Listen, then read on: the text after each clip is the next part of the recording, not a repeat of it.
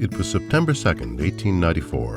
In northern Ellsworth County, Kansas, Robert Berkley, a young man of 23, was out in a pasture playing a game of baseball. He looked up to see 4 fellow baseball players riding past in the distance, waving their bats. Robert and his friends waved back. It wasn't until later that Robert realized the 4 men he and his friends had seen were waving guns, not bats. The men were robbers who had stolen $1,000 from the Bank of Tescott the day before. Little did Robert know that the Bank of Tescott would shape the futures of 2 of his sons, his grandchildren, and his great-grandchildren. In the summer of 1924, Robert's son, Howard Jackson Berkley, known as Jack, found himself without a job or a place to live.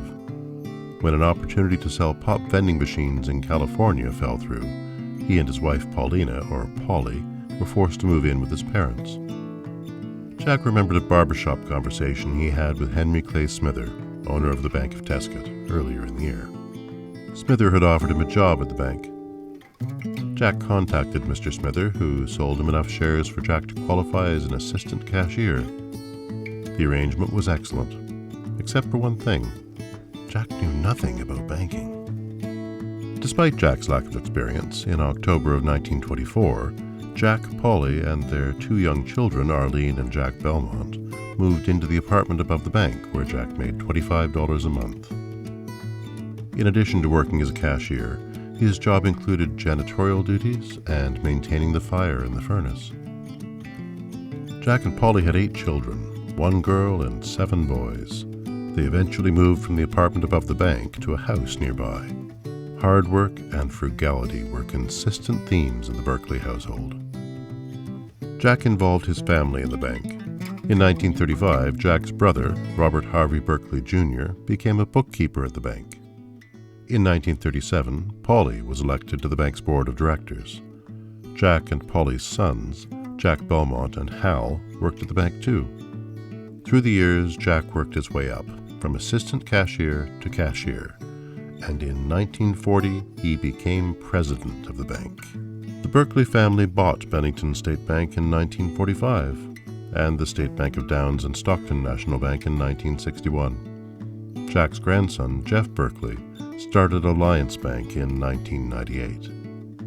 Thanks to the dedication of generations of Berkleys, their name has become synonymous with trusted hometown banking.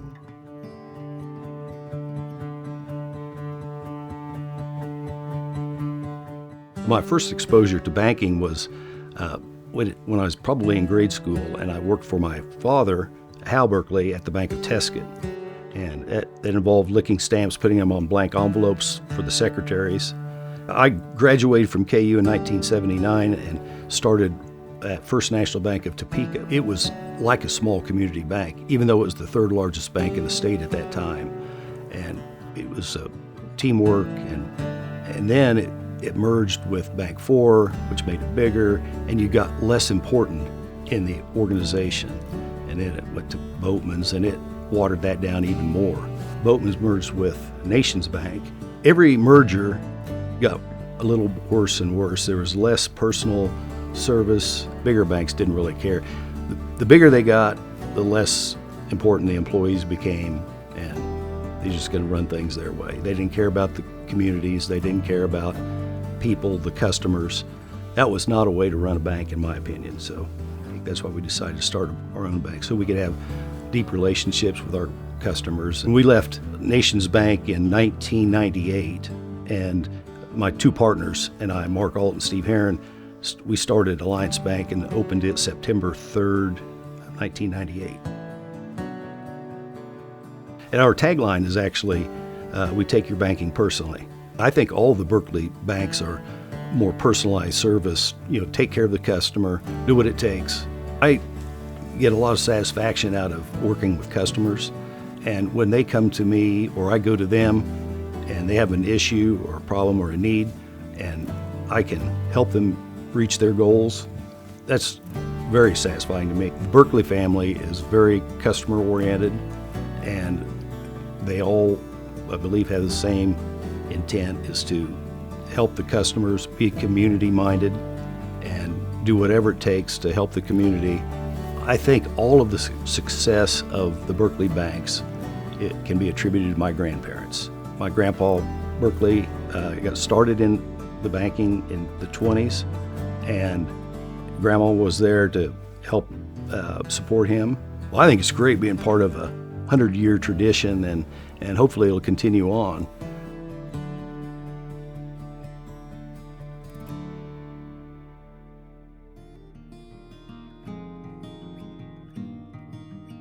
First involvement with the Bank of Tescott was when I started working summer times for the bank when I was in high school and college. Well, in 1969, I was working for Arthur Anderson and Company. I enjoyed my job a lot, but I really didn't want to make Kansas City or a large city my lifetime career. In August of that year, H.J. Berkley passed away, and he left a void in the staff. And I received a call from Hal Berkley and wanted to know if I'd like to move back and go into the bank. I'd had my eyes on the Bank of Tescott all along, of course. I accepted and went back, started to work 9/9 of 69. During the 1980s farm crisis, the farmers' debt to net worth ratios had worsened, and there seemed to be no good way out of it at that point in time. There wasn't much they could do other than cut costs. They got what they got on crops and had to in a way, survive with their family the best way that they could. Well, the Bank of Tescott worked really hard to help their farmers' customers. Hal Berkley and I met with a lot of customers and helped them with their financial plans and got most of them through this crisis period of time.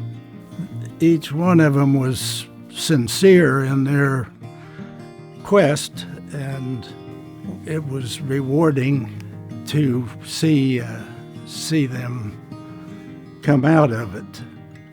In our bank, we stress excellence in service in addition to promoting our local community. Well, we want customers to leave our bank and feel better when they walked out the door than when they came in.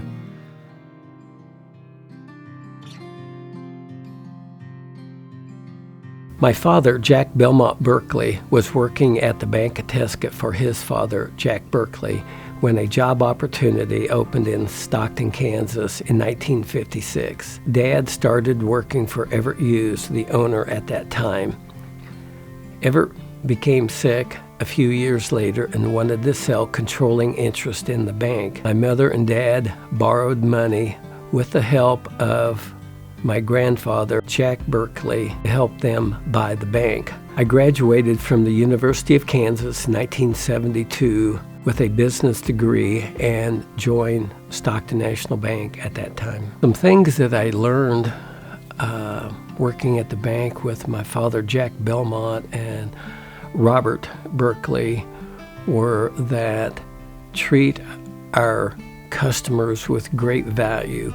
We have no business in the bank without our customers, so it is important that we treat all of them equally good.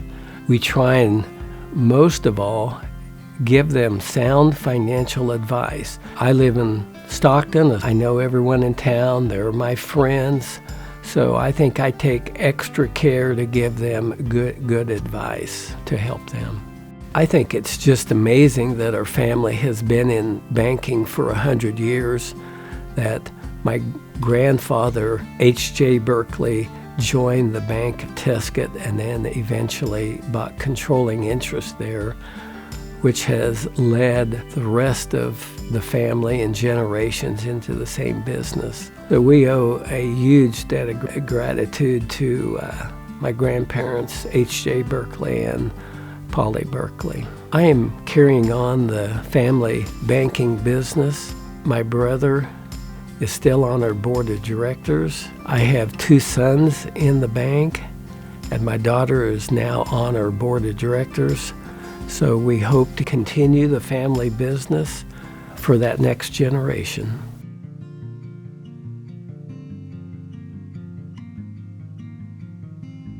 So the State Bank of Downs was chartered in 1892 by the Harrison family. The Berkleys are the second family to own it. My grandfather and his brothers purchased the bank in 1961. So my grandfather and his brother Jerry ran the bank. My dad came back to the bank after law school in the late 70s. I grew up in Downs, so my dad and grandfather both worked in the bank. I started working at the State Bank of Downs in high school as a part-time teller. And then I went to University of Kansas after graduating in 1999. I thought there was no way I'm going back to the bank. I wanted to do something different. When I was at the University of Kansas, one summer I worked as a teller in a large bank in Lawrence and got exposed to the large banking world, and I didn't like it. I didn't like how customers were treated and the one-size-fits-all type of product setup they had. Whereas at the State Bank of Downs or a community bank, decisions are made there. Our focus is on the people, on the customer service aspect. And it's hard for a large bank to replicate those things. Actually knowing your customer and becoming friends with them. After I kind of saw life after college, I reevaluated things, and I'm like, this is a great opportunity. And so after law school in 2003, I started working at the bank full-time. And then I moved to Colorado to start our operation out there.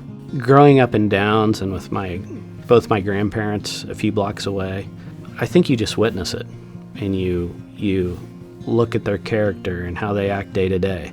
Just the values I gained from that were great. And I think I use those every day today, and that's a part of who I am. I think what our bank means to me is a lot. I don't even know how to describe it. It's like a part of our family, like a relative, a friend. It's important, and I care a lot. I care about our employees. I care about the bank success, and our customers and the communities we service. And I think that's a difference maker versus me just working at a random bank. This is my life. I've put everything into this, and I think that's unique. But this is, a part of our family, a big part of our family.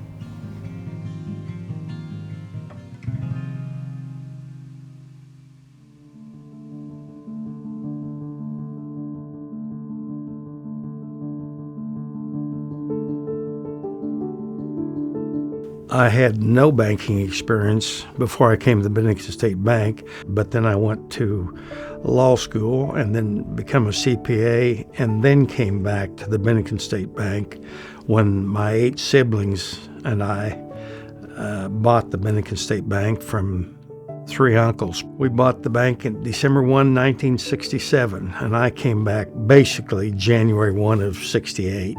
As I was getting older and knew I should retire or step back, then we had Dennis Lowell and then my nephew Burke Matthews, and they took over. But it became obvious that they were all getting older too, and we need to develop a younger group of leaders. We'd like to have, a couple people sit in with like a new loan customer or something, and we'd ask the questions and talk with them, and they would kind of see how we met the person and how we treated them, and I think all in all, we always treated our customers the way we wanted to be treated.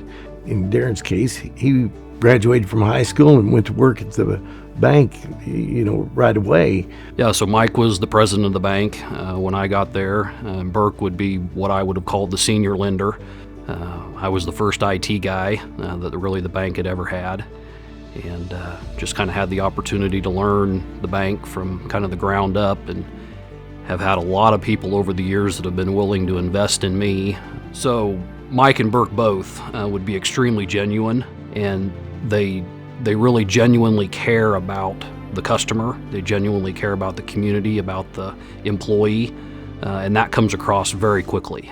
And so I think that's one of the things that I learned very early on is, you have to care. Well, I think my parents taught us all a work ethic and a very strong belief that everybody was kind of equal in life, and there's no favorites, and we treated everybody the same, and we treated each other the same.